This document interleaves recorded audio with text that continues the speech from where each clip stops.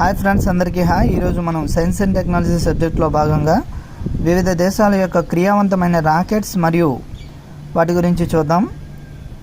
అందులో ముందుగా మనం చూసినట్లయితే ఇండియా పిఎస్ఎల్వి మరియు GSLV, America Atlas 5, next Minotaur, next Pegasus, next Delta 4 heavy మరియు ఫాల్కాన్ 9 హెవీ.